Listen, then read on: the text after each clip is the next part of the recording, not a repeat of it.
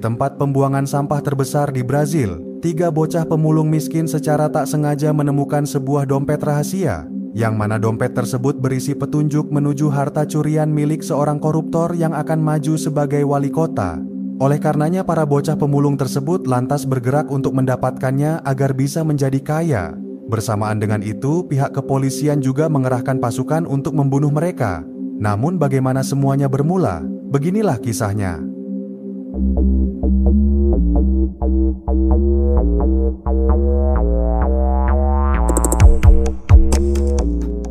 Film dimulai dengan menampilkan seorang lelaki yang tengah duduk gelisah di apartemennya sendirian. Ia bernama Jose Angelo yang baru saja menguburkan sebuah peti mati atas nama putrinya yang tersayang.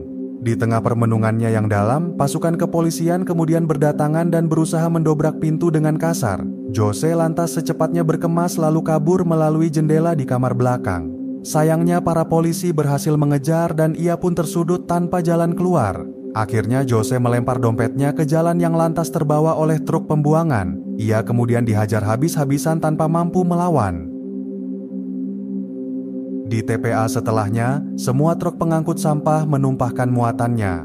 Ratusan pemulung yang terdiri dari orang tua dan anak-anak kemudian mulai bekerja. Salah satu di antara mereka bernama Rafael yang hidup sebatang kara. Ia hanya memiliki satu sahabat bernama Gardo yang selalu bersama.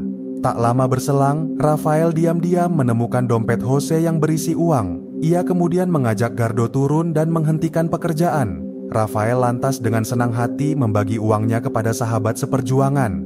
Setelah Gardo pergi, Rafael menjadi penasaran akan isi dompet tersebut yang memuat berbagai barang, mulai dari catatan misterius hingga foto sang pemilik yang nyawanya kini sedang terancam. Di ruang tertutup, Jose telah dipenuhi darah sebab tak mau bicara. Ia diinterogasi oleh seorang polisi yang adalah kaki tangan seorang penguasa. Sang polisi bernama Frederico menanyakan soal isi dompetnya, namun Jose tetap membisu tanpa kata. Ketika Rafael selesai melihat semuanya, Jose pun telah kehilangan nyawa dengan darah memenuhi muka. Di kampung pemulung, anak-anak putus sekolah dididik oleh seorang suster bernama Olivia. Ia merupakan seorang sukarelawan yang telah lama membantu gereja, yang mana pastornya bernama Romo Juliard yang terkenal gigih dalam membela hak rakyat jelata. Meski terkenal nakal, Rafael dan Gardo merupakan siswa yang cerdas dan pintar. Mereka sangat tangkas dalam memahami dan menghafal pelajaran.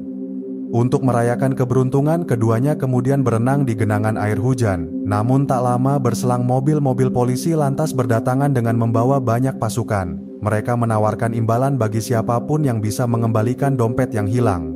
Melihat seorang polisi mendekat, Gardo lantas menanyakan alasan. Frederico berkata bahwa dompet tersebut berisi petunjuk untuk memecahkan kasus kejahatan. Oleh karenanya, ia berharap agar Gardo dan Rafael membantu dengan imbalan $1.000. Mendengar hal tersebut, wajah Gardo pun menjadi berbinar.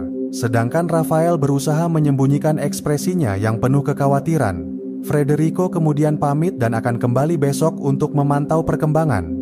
Ketika malam menjelang, Rafael meyakinkan Gardo bahwa dompet tersebut pasti menyimpan rahasia yang bisa menuntun mereka kepada harta karun yang lebih banyak daripada imbalan yang tak seberapa. Namun sebelum bisa memastikan, mereka harus lebih dulu menyembunyikannya di tempat aman. Oleh karenanya, keduanya kemudian pergi menemui si penghuni selokan. Namanya adalah Rat yang memiliki penyakit kulit sehingga harus menjauhkan diri dari keramaian. Rafael lantas memintanya untuk menyimpankan dompet temuannya. Namun sebuah kunci di dalamnya membuat Rat teringat akan suatu tempat yang diketahuinya. Dengan harapan menemukan barang berharga, ketiganya kemudian berangkat menelusuri petunjuk pertama. Mereka masuk melalui drainase menuju ruangan utama stasiun kereta. Sayangnya seorang bos lokal tidak membiarkan mereka lewat begitu saja. Sebagai sesama anak jalanan, Rat paham dan segera membayarnya. Setibanya di ujung lorong, ketiganya melihat lemari di seberang namun terlalu banyak petugas keamanan. Gardo pun melancarkan aksinya sendirian agar teman-temannya memiliki kesempatan. Selagi perhatian pasukan keamanan teralihkan, Rafael dan Rat segera membuka lemari dan mengambil apa yang tersimpan, yang rupanya berisi surat yang pernah ditulis Jose kepada seseorang. Mereka lantas secepatnya berlari keluar dan memanjati kereta yang hendak berjalan. Akhirnya ketiganya pun berhasil kabur dengan aman. Surat tersebut ditujukan kepada Joe Clemente, yang adalah seorang tahanan politik di penjara Cova. Jose menyertakan sebuah foto dengan kode di belakangnya. Meski agak kecewa, namun ketiganya tetap ingin menyelidiki siapa orang tersebut sebenarnya. Oleh karenanya, mereka kemudian menyusup ke kediaman Romo, Juilliard, dan Olivia, yang mana keduanya baru saja mendapat kunjungan dari seorang aparat negara. Selagi Rat berusaha menyibukkan keduanya, Rafael dan Gardo diam-diam menggunakan laptop dan mengetikkan nama. Yang mana Joe Clemente ternyata adalah seorang mantan pengacara yang selalu membela hak rakyat jelata. Perlawanannya terhadap pemerintah lantas membuatnya dikriminalisasi dan dipenjara. Hal tersebut tidak berbeda dengan apa yang diperjuangkan oleh Romo Juilliard dengan gerakan gerejanya. Aparat yang baru saja menemuinya telah mengancam untuk memindah tugaskannya keluar kota. Ketiganya kemudian segera keluar setelah mencetak semua berita. Sementara itu di tempat pembuangan, Federico menjadi heran sebab Rafael dan Gardo tidak ada. Seorang pemulung berkata bahwa sejak pagi keduanya memang tidak datang bekerja. Ketika malam tiba, Rafael bersama Gardo dan Rat berkumpul di rumah selokan. Gardo mengusulkan agar lebih baik menukar dompet tersebut dengan imbalan. Namun Rafael tetap bersikukuh untuk lebih dulu bicara dengan sang tahanan. Beberapa saat kemudian, Rafael yang kencing di luar tiba-tiba saja disekap oleh orang tak dikenal. Gardo yang terlambat sadar menjadi panik dan segera membangunkan pastor untuk meminta pertolongan.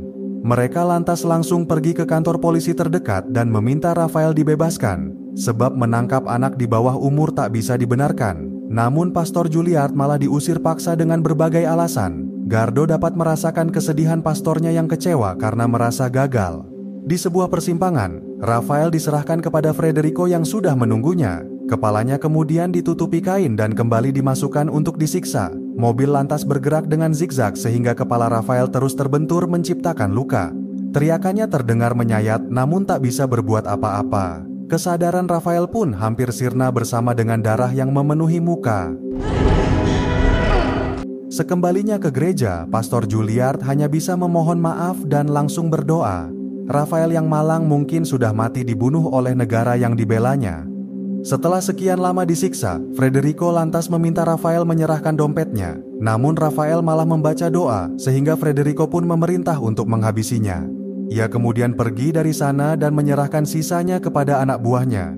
Untungnya salah satu dari mereka pengecut dan tak berani mencabut nyawa. Rafael kemudian roboh sebab tak lagi punya tenaga.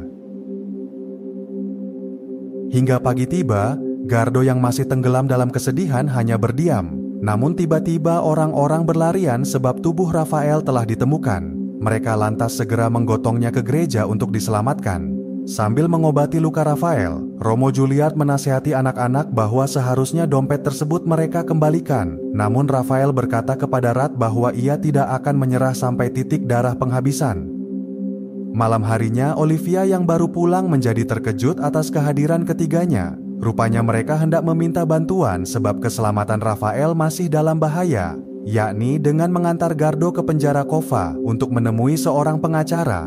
Gardo lantas terpaksa berdusta dengan mengatakan bahwa Joe Clemente adalah kakeknya.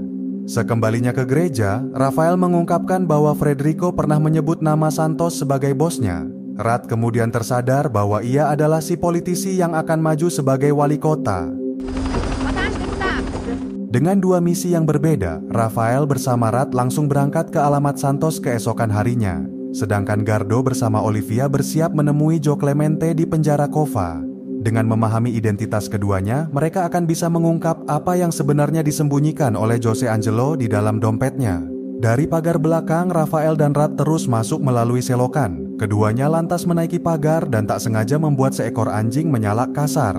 Seorang tukang kebun kemudian datang sehingga mereka segera mengarang alasan. Untungnya si tukang kebun merasa kasihan dan menyembunyikan keduanya dari sang majikan. Sementara itu di penjara Cova, Olivia menekankan bahwa cucu Joe Clemente hendak menemui kakeknya. Namun si sipir tetap tidak bisa mengizinkan kecuali mereka mau bekerja sama. Olivia segera paham dan menyerahkan beberapa lembar uang kepadanya. Melihat banyaknya petugas keamanan, Rat menjadi penasaran. Si tukang kebun berkata bahwa bosnya baru saja kehilangan satu brankas penuh uang, yang mana pelakunya adalah Jose Angelo yang telah berkhianat sebagai orang kepercayaan. Gardo dan Olivia kemudian dihantar ke dalam sel penjara. Joe Clemente menyambut keduanya dan menanyakan tujuan mereka. Olivia segera mengenalkan Gardo, namun Joe Clemente tentu tidak mengenalnya. Olivia lantas tersadar dengan marah karena Gardo telah berdusta. Untungnya Gardo langsung menyebut nama Jose Angelo sehingga membuat Joe Clemente tak menyangka. Dari surat di stasiun yang Rafael dapatkan, Gardo membacakan pesan Jose Angelo yang telah ia hafalkan, bahwa si politisi bajingan yang telah memenjarakannya akan segera dirantai. Setiap kejahatan dan korupsi yang Santos lakukan akan pasti terbongkar, dan semoga ia hanyalah domino pertama bagi runtuhnya ketidakadilan. Jose juga menulis bahwa jika surat ini telah sampai, itu artinya ia telah meninggal. Namun perjuangan mereka tak akan berhenti dan akan terus terwariskan. Mendengar hal tersebut, air mata Joe Clemente pun jatuh tak tertahan. Di rumah Santos, si tukang kebun menjelaskan siapa Jose Angelo sebenarnya. Ia merupakan tangan kanan si politisi yang bekerja selama bertahun-tahun dengan setia. Setiap peser uang dan catatan hasil korupsi Santos pun hanya bisa diakses oleh dirinya. Hingga beberapa hari yang lalu, Jose lantas melaksanakan misi utamanya. Pertama-tama ia lebih dulu merusak kulkas di dapur dengan sengaja. Lalu ketika tengah malam tiba, ia pun mengemasi satu brankas penuh uang bersama sebuah catatan rahasia. Semuanya kemudian ia masukkan ke dalam kulkas yang rusak agar bisa dibawa keluar keesokan paginya. Akibat ulahnya tersebut, posisi Santos pun kini terancam sebagai calon wali kota. Setelah menyampaikan semua pesan, Gardo mengatakan bahwa terdapat sebuah kode yang Jose tuliskan. Joe Clemente langsung paham dan meminta petugas bernama Marco mengambilkan Alkitabnya sekarang. Sayangnya Marco beralasan bahwa petugas yang lain sedang memperhatikan. Oleh karenanya Gardo harus kembali lagi untuk mengambil Alkitab tersebut besok siang. Joe Clemente kemudian menjelaskan kepada Gardo bahwa kode tersebut hanya bisa dibaca dengan Alkitabnya. Selama ini ia dan Jose memakai Alkitab khusus untuk saling berkomunikasi secara rahasia. Joe Clemente lantas memasrahkan revolusi ini di tangan Gardo dan Olivia, sebab ia tak mungkin lagi menemui mereka untuk yang kedua kalinya. Joe Clemente pun mencium tangan si bocah pemulung dengan penuh doa. Setelahnya sebelum pulang, Marco lantas berbicara kepada Gardo secara diam-diam. Ia rupanya meminta tebusan $1.000 atas Alkitab yang Gardo butuhkan. Ketika malam menjelang, Olivia bersama para bocah pemulung telah berkumpul di rumahnya. Mereka sadar bahwa tidak mungkin mendapatkan uang $1.000 secara cuma-cuma. Santos juga pasti akan menggunakan seluruh kekuasaannya untuk menghentikan mereka. Oleh karenanya sebelum terjadi apa-apa, Olivia lantas merekam para bocah yang dimintanya untuk bercerita. Dari awal mula dompet ditemukan hingga soal Joe Clemente yang dipenjara. Sementara itu, kabar kedatangan 2 orang ke penjara Cova telah membuat Santos ketakutan. Ia lantas segera memerintah Federico untuk memburu keduanya sampai ditemukan. Malam itu sebelum rekaman selesai, polisi tiba-tiba berdatangan sehingga para bocah langsung keluar. Olivia yang tertahan sendirian kemudian didekati oleh Federico dengan tatapan ancaman. Namun Olivia tidak gentar dan balik melawan dengan ekspresi tantangan. Ia kemudian digiring ke mobil polisi untuk ditahan. Beberapa saat kemudian, Rafael bersama Gardo dan Rat tersadar bahwa seluruh kampung mereka telah dibakar. Para bocah tersebut tentu sangat merasa bersalah atas apa yang telah mereka akibatkan. Mengapa rakyat kecil yang tak berdosa harus selalu menjadi korban? Selagi Rafael dan Gardo berjalan di depan, Rat lantas pamit untuk lebih dulu kembali mengambil barang. Keesokannya, Romo Juliet berusaha menampung semua warga yang telah kehilangan rumah mereka. Rat pun secara diam-diam mencuri uang Romo sebab terpaksa. Ia juga meninggalkan pesan berupa gambar malaikat yang berurai air mata. Setelah menyerahkan uang kepada teman-temannya, ketiganya kemudian segera menyusun rencana. Operasi penebusan Alkitab ini harus rapi seolah tak terjadi apa-apa, sebab Marco pasti akan membawa polisi yang lain untuk mengepung mereka. Tak lama setelahnya, Gardo menemui Marco di sebuah rumah makan. Transaksi kemudian berjalan lancar yang mana uang dan Alkitab saling berpindah tangan. Namun Marco lantas mencoba menyerang sehingga Gardo segera melawan. Gardo pun berlari kabur melalui dapur lalu naik ke atap bangunan. Alkitab kemudian berpindah tangan kepada Rat yang menunggu di jalanan. Sayangnya hal tersebut membuat para polisi curiga sehingga mereka pun mengejar. Rat lantas melempar Alkitabnya kepada Rafael yang bersepeda di seberang. Setibanya di jalan terowongan, ketiganya pun langsung menyeberang sehingga para polisi yang berusaha menembak akhirnya tertinggal. Untuk sementara waktu mereka bisa beristirahat dengan aman di dalam padatnya perumahan. Selagi Gardo mencari sisa-sisa makanan, Rafael dan Rat berusaha memecahkan kode berupa sekumpulan angka. Terdapat 4 baris nomor yang coba mereka cocokkan dengan halaman Alkitab yang berisi urutan ayat dan kata. Mereka lantas mendapat beberapa nama hewan setelah berkutat sekian lama, namun belum diketahui apa maksud nama-nama tersebut sebenarnya. Sementara itu di jalanan, Gardo yang mengais tong sampah kemudian didekati oleh seorang wanita. Namun tiba-tiba terdengar bunyi petasan yang menandai bahwa pasukan polisi telah tiba. Gardo lantas segera mencari persembunyian, begitu pula dengan para warga. Selagi polisi menyusuri setiap gang, Rafael dan Rat mencocokkan nama-nama binatang terhadap nomor di kartu undian. Tanpa mereka sadar, para polisi terus menginterogasi siapapun yang mereka temukan. Gardo kemudian segera memanjati dinding untuk memperingati teman-temannya. Sebelum pergi, Rafael baru paham bahwa nomor undian tersebut adalah nomor telepon sebuah jasa. Ketiganya lantas berlari kabur dengan meloncati atap-atap bangunan. Seorang polisi mencoba menembak, namun mereka sudah sampai di kejauhan. Setibanya di lapangan, Gardo kembali bertemu dengan si gadis yang kemudian menunjukkannya jalan keluar. Ketiganya lantas dibawa oleh geng motor menuju jalan besar. Namun sesaat berselang, sepasukan polisi rupanya menghadang. Untungnya mereka berhasil lolos dengan menerobos melalui jalan gang. Sementara itu, Federico yang baru tiba segera menemukan jejak para mangsanya. Ia kemudian tiba di ruangan tempat di mana Rafael telah menuliskan angka. Di pinggir jalan, Rafael minta berhenti sebentar untuk menghubungi nomor telepon yang telah dihafalnya. Begitu pula dengan Federico yang mencoba menghubungi nomor yang sama. Keduanya lantas mendapat jawaban bahwa angka tersebut adalah nomor layanan pemakaman di pinggiran kota. Rafael pun langsung berangkat ke sana untuk menyelesaikan misi terakhirnya. Sesampainya di pemakaman, terdapat ribuan kuburan yang tak mungkin semuanya mereka bongkar. Jose Angelo pasti telah menyembunyikan seluruh uang Santos di sebuah tempat yang spesial. Namun mereka tidak punya petunjuk apapun untuk bisa menentukan. Yang tersisa dari dompet Jose hanyalah sebuah kalender dengan tanda di beberapa tanggal. Rafael berspekulasi bahwa tanggal tersebut adalah blok pemakaman dan angka kuburan. Selagi Rafael mengikuti petunjuknya, Federico diam-diam juga telah tiba. Rafael kemudian menemukan kuburan dimaksud yang tertulis atas nama Pia. Air mata Rafael pun jatuh sebab Jose Angelo pasti sangat mencintai putrinya. Namun tiba-tiba Gardo datang dengan panik bersama Federico di belakangnya. Rafael yang tak mungkin melawan lantas menunjuk kuburan Pia dengan terpaksa. Federico pun segera memerintah Gardo dan Rat untuk membongkarnya. Tak berselang lama, sebuah peti mati lantas dijatuhkan yang ternyata berisi tumpukan uang dan sebuah catatan rahasia. Ketiganya hanya bisa pasrah karena perjuangan mereka harus berakhir sia-sia. Namun sesosok anak perempuan tiba-tiba muncul tanpa suara. Ia rupanya adalah Pia yang selama ini telah disembunyikan oleh Jose di sana. Dengan berani Pia pun menghantamkan batu keramik disusul oleh hajaran membabi buta. Di bawah todongan senjata, Federico akhirnya tak berdaya. Rafael bisa saja balas dendam dan membunuhnya, namun ia masih punya rasa iba. Rafael lantas memukul Federico dengan keras lalu pergi dari sana. Ketiganya berlari menjauh bersama Pia yang kini menjadi adik angkat mereka. Dengan bersembunyi di truk sampah, mereka kemudian tiba di tempat pembuangan. Rafael dan Gardo menaiki puncak bukit dengan berkantong-kantong uang, sedangkan Rat mengajak Pia untuk menebus dosanya yang telah melakukan pencurian. Sesaat kemudian, Romo Juliard yang baru pulang menjadi terkejut atas apa yang ia temukan. Terdapat bertumpuk-tumpuk uang di mejanya bersama dengan sebuah catatan. Juga sebuah gambar malaikat yang air matanya kini berubah menjadi senyuman. Mata Romo pun berkaca-kaca menyadari para bocah pemulung telah menang.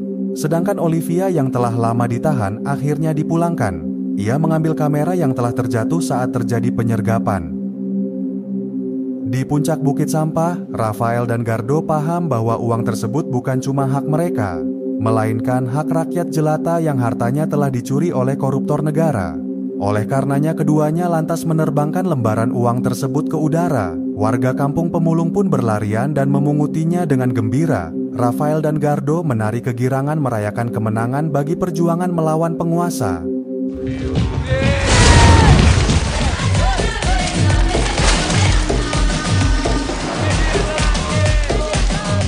Setelah membagikan semua uang, mereka harus segera pergi demi keselamatan. Entah di mana mereka akan berakhir, namun yang pasti adalah tempat terjauh yang bisa mereka capai. Berhari-hari kemudian mereka terus berkendara hingga entah sampai kapan.